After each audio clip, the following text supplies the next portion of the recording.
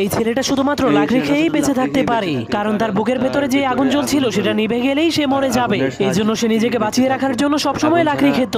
এমনকি তার বাবা তার জন্য কোনো খেলনা তৈরি করলে সে ওই খেলনাগুলো দিয়ে খেলাধুলা না করে সেগুলোকেও খেয়ে ফেলতো। এমনকি সে ধীরে ধীরে বড় হওয়ার কারণে তার ক্ষুধাও প্রচুর বেড়ে যাচ্ছিল।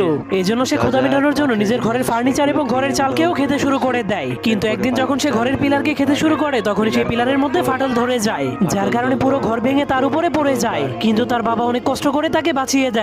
তখন তার বাবার এত কষ্ট দেখে ছেলেটার মনটা অনেক খারাপ হয়ে যায়। এই জন্য সে কসম করে আর কখনোই সে লাকড়ি খাবে না। এর পরের দিন তার বাবা ঘুম থেকে উঠে তার ছেলেটাকে কোথাও খুঁজে পাচ্ছিল না। এই জন্য সে তার ছেলের পায়ের ছাপকে ফলো করে করে অনেক উঁচু একটা পাহাড়ের উপরে চলে যায়। তখন সে তার ছেলেকে একা দাঁড়িয়ে থাকতে দেখে জলদি করে তার কাছে চলে যায়। কিন্তু সে দেখতে পায় লাকড়ি না খাওয়ার কারণে তার ছেলের বুকের আগুনটা নিভে গিয়েছে। এর জন্য সে আগুন জ্বালানোর জন্য সেখানে ফু দিতে শুরু করে দেয়, কিন্তু তবুও কোনো লাভ হয় না। এর জন্য তার বাবা অনেক মন খারাপ করে তাকে মাটিতে শুইয়ে দেয়। এরপর তার হাতে তার তৈরি করে একটা খেলনা দিয়ে